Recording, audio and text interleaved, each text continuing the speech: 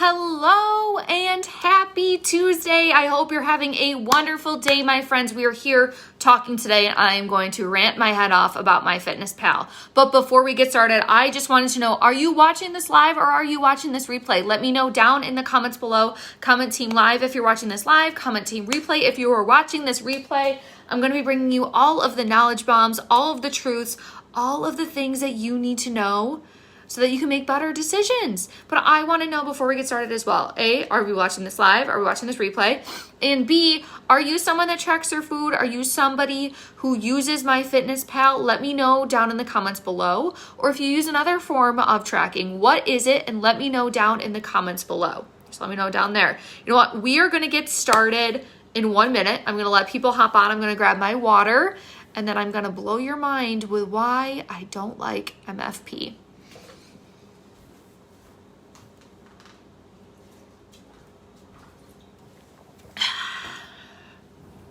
I see Carly on. What's up, Carly? Woohoo! Caroline's watching too. All right, we're all piling on here. So I'm going to go ahead and we're going to get started. So before I badmouth MyFitnessPal, I wanted to say a couple things. It is good to help with creating awareness, and my clients know this too. Before we start working together, I need them to track a couple days worth of their food, whether it be writing it down, whether it be taking pictures of it, whether it be on MyFitnessPal or another app, Lose It, whatever it is.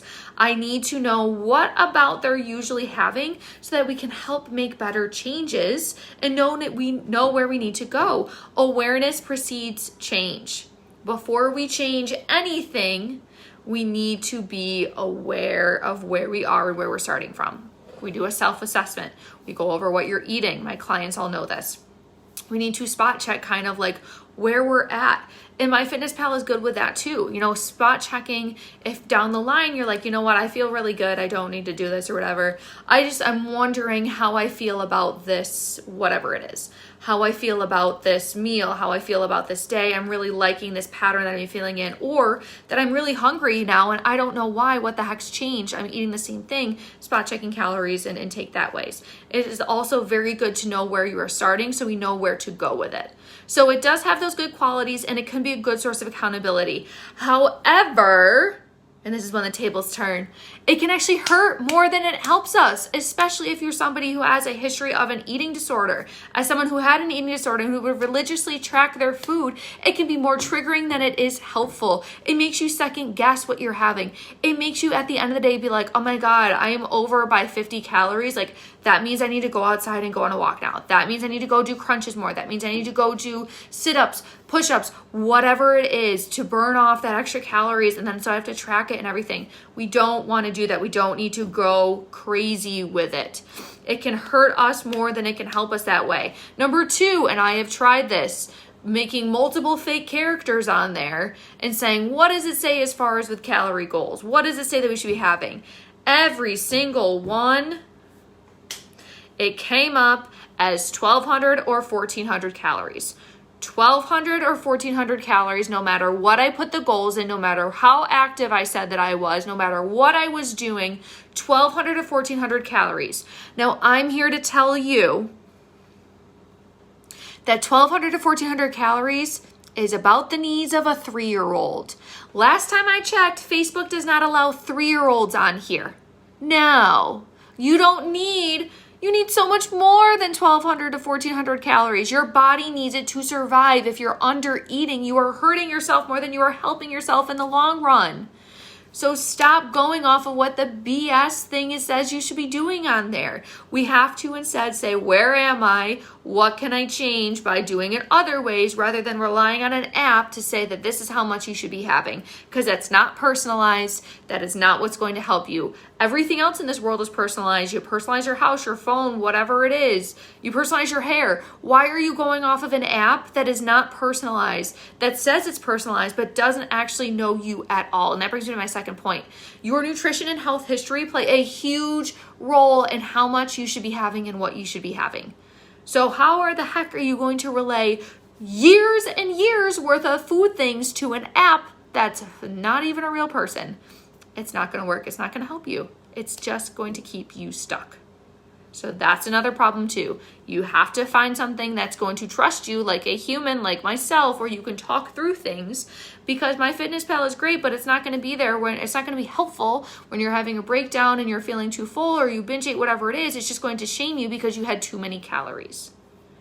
It's not going to help you move past those habits, move past those things that you've been living with. It's only going to hinder those and hurt you more.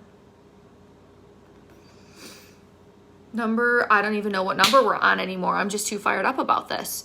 Also, it's not helpful to us. It's helpful. It can give us feedback, but it's not helpful in the long run, because do you want to be tracking your food for the rest of your life? I think not. You don't. You don't want to be tracking your food for the rest of the life. Do you really want to be a 90-year-old woman sitting in a wheelchair tracking her food and be like, oh my gosh, I ran out of carbs. What am I supposed to do? There's the pecan pie there for dessert. I can't have the pecan pie. Too many carbs. No. We have to learn to be able to trust our bodies. And MFP is not teaching you how to trust your body. It's giving you a blanket calorie recommendation and saying, this is how much you've had. You probably should eat more. You need to eat less. But what if you're hungry? I was just talking to a client today who was doing a lot of Orange Theory workouts, who was feeling ravenous. Ravenous. And it's not like MFP went and budgeted her anything. It's not like it's helping her at all. It said, oh, you worked out, good job. You can still only have 1,700 calories today. Because it doesn't teach you sound, practical things to help you build a better relationship with your food and build a more realistic response, realistic world from it. You got to think about these things. It's helpful, but it's not the answer. It's a tool, but you can't go off it to give you all your nutrition knowledge from saying that you need 1,200 calories. Because that's not true. You need something that's personalized to you and your health and where you're at. And that's what I do in my coaching program. I want to work with you to help bring you from where you are now to where you can go, which is reaching your goals, having a healthy relationship with food, and never having to sit there and feel guilty about what you're having again. Because I can teach you how to eat everything and feel good. How does that sound? So I'm going to drop that link down to in the comments below, the link to the application to work with me. I have just a couple spots open, about 2 spots open right now. So if you're interested and want to snag one of these spots, they will not be open for long. Go in the comments and you're going to fill out that application form today. So thank you so much for watching, guys. I hope you enjoyed my MFP rant. I'll be back next week for another rant too. Just not sure what it's going to be on yet. Maybe it's on keto. Maybe it's on MLM diets. We'll have to wait and see. But have a wonderful night, and I'll talk to you soon.